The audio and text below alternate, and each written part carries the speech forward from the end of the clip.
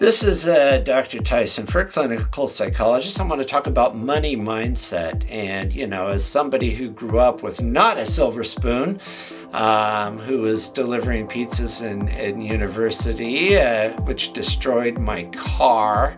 So I became a waiter, which I didn't want to do because you had to sit there and make a relationship with people. It's a lot different than giving someone a pizza and collecting money. Before that, I would just work in the kitchen, and then I saw somebody making some money, and I'm like, oh, wait a minute. He just came back with $5, and I'm getting like $5 an hour. Maybe I should deliver pizzas. And then I became a waiter, and I became good at that. Pretty soon I was making more money, and it got me through school.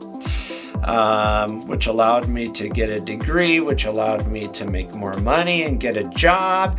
And I was so happy to get a job.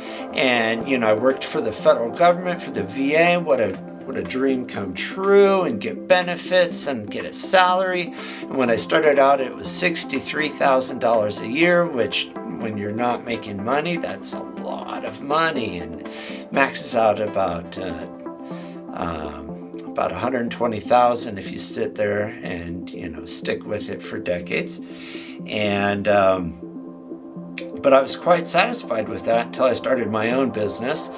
And then and I used to worry about things like student loans and stuff like that. And because I became an entrepreneur, and because I started a couple companies, some failed and it was miserable, and it's part of the ups and downs of risk and failure and success. The money mindset. One of the things that first comes to mind about the money mindset was one of my veterans. I worked with homeless substance abusing veterans. We'd get them cleaned up. We'd get their teeth fixed. We'd get them jobs. We'd get them a place to stay. And, I would sit there and educate them, and it made what I do possible today because I gained a ton of experience, because the clients ranged from such low functioning minds where some were missing part of their brains, and I helped set one guy up. He thought his mother was stealing from him. He actually had like $40,000 going into his bank account because the government was paying him for basically breaking his brain, and he just didn't know that he had tens of thousands of dollars. And I helped him discover that and find a way to make sure that never happened again. I got him a fiduciary and a place to stay. But there was this other veteran who was sitting there, and he was just waiting for his Social Security to come in, and that was his dream. And I asked him, how much does that pay? And he said, I forget, it was 600 or 800, but max 800. He's like, yeah, I get that. And this is in New York City. That does not go far. And I asked him, is that all you're worth? I mean, can you work? Can you generate income? Or are you just going to take the Social Security? And what is it? And in a way, a lot of jobs are like that, where people, it's great that people can get jobs, and they can get health insurance, and they can get 401ks, and they can start building up for retirement, and they can pay their bills, and they can live the American dream. And that's one way of looking at it, And, some of my clients who are like artists and lawyers and financial people or banking people, or you name it. I had imagine Midtown Manhattan, kind of like a flashy part of the world. And they would get so upset that they didn't get the title they were looking for, like executive director, or just all of this kind of these different titles. And I don't want to offend anybody out there, but the title is, Captain Jack Sparrow. They laugh about that he wanted to be called Captain. Well, at the end of the day, he's a pirate that sails boats and takes money. And like whether you're a banker, no matter what your title is, maybe you get more privileges, but you still have a job, you still have a boss, and this is the way life looks. And you can make lateral moves, and you see the struggles. And then people can get really savvy, and they can start investing and trying to grow their money incrementally, and their 401ks can grow. I loved it when I would see my 401k grow. But there's such a thing as failure and risk. And like when I went to the Dominican Republic, there's this one school teacher there had a great job, paid $200 a month. He lived basically in paradise. You could just walk through the jungle there and pick up papayas and fruits, and it was just beautiful, and cocoa. But there were people who owned cocoa farms, and lives are different, and values are different. It really comes down to your values.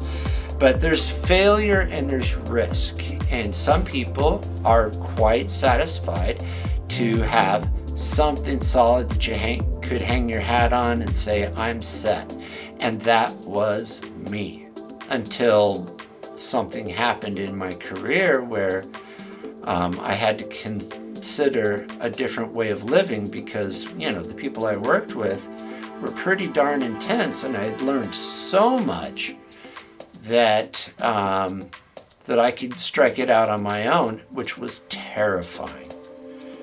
And there's wars and there's cancer, and gosh, I just feel for everybody who has to deal with cancer, and having listened to a bunch of war stories, let me tell you, there's a lot of different ways of looking at war. But one thing I learned is that listening to my soldier stories talking about what happened in these places where they were set up shop and do neighborhoods, and I imagined that in my own neighborhood, and I thought, gosh, man, what an intense lifestyle that is.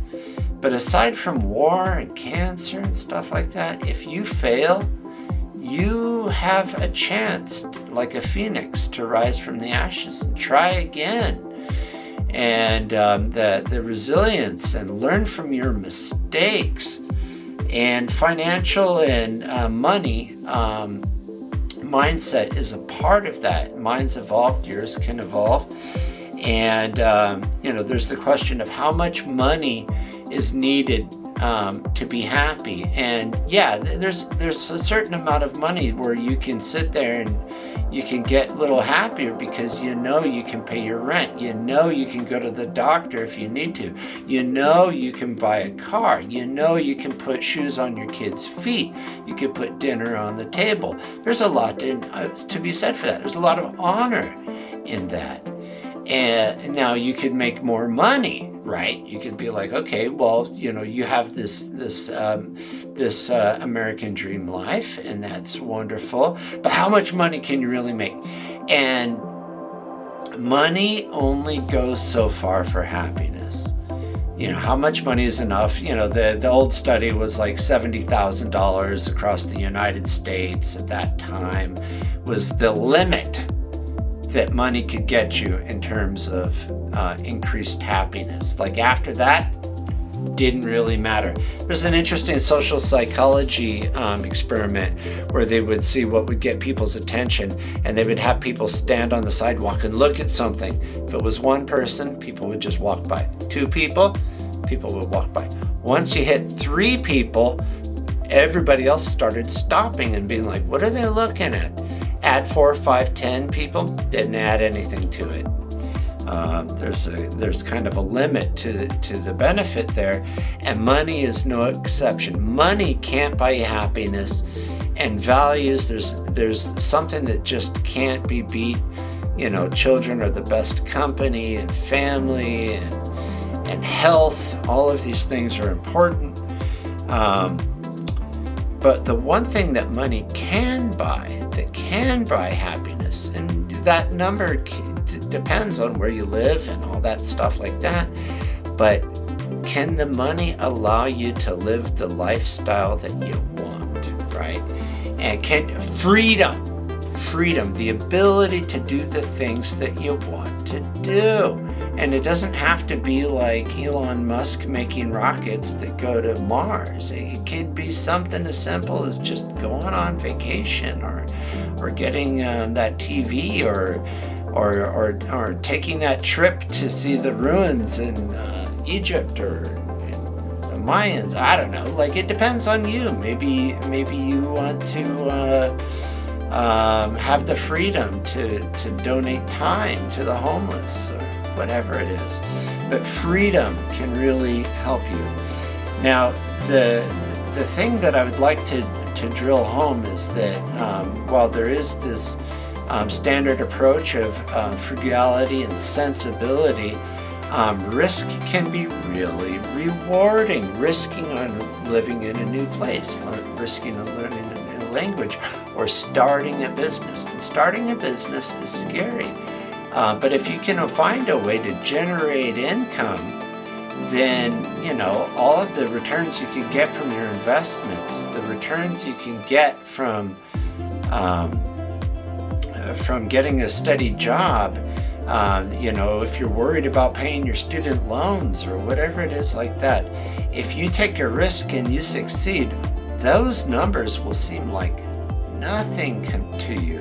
The things that you used to worry about on a daily basis become just minor details in a life where you have freedom and funds and resources and contacts and the ability to spend the rest of your life doing what you want to do. But the mindset is one of risk, calculated risk, reward, a thorough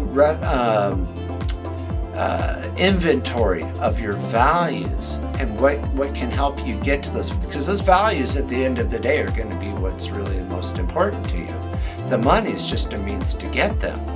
But to have the more money to do those things, depending on what it is, it could be a little money, it could be a lot of money, but it requires a mindset that is accepting of the fact that you might fail, as I have, as some of the most important people have failed. I have a list here of people who failed. Supposedly, Michael Jordan got cut from his sophomore basketball team. Oprah Winfrey got fired from her first job, as I understand. Rejection's painful. And a financial mindset of failure and rejection can get in the way of getting what you really want from the time you have left on life. And it doesn't matter whether it's a year or 60 years.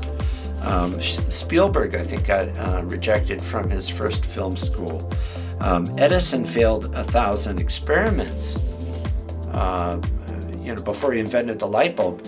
And, I've got 1, 2, 3, 4, I got a lot of light bulbs here, Einstein was rejected from a university, and talk about one of the most brilliant people. To help change our lives in ways that, like EMC squared, that sounds like, kind of a silly thing. It's a big deal. And they had it in their hands. Elvis, like when he went to go make, I should do a psychoanalytic thing on Elvis, but like he went into the Sun Studios with his two friends to make songs for his mother. And it really wasn't going well. And during one of the breaks, they started playing around with this little song, just having fun with it. And Sam Phillips was like, wait a minute, you guys, do that song. And then boom, everything was off to the races. But he could have easily failed on that if that accidental recording didn't happen. Star Wars was rejected as an idea of her being same thing with Star Trek. It was seen as too kind of like too intellectual in a day of cowboys and stuff. Colonel Sanders, what's fun about Kentucky Fried Chicken here in Japan is Christmas is a day where you go to Kentucky Fried Chicken with your girlfriend. It's not a family thing. It's a couples thing. and you go to, they have like a little statue of Colonel Sanders. There would be no Colonel Sanders out down the street if Colonel Sanders hadn't been rejected 1,000 times. And that's just off a quick search. So the idea, to get back to it, is, risk and accepting a failure. Now, safety first. We don't want to risk the whole family farm and put everybody on the street. But if anxiety's getting in the way of you, if you want to know about yourself and what you're capable of, what your values are, then go to therapy. And so please subscribe. Please please go to therapy. Everybody should do it. Okay? I'm Dr. Tyson.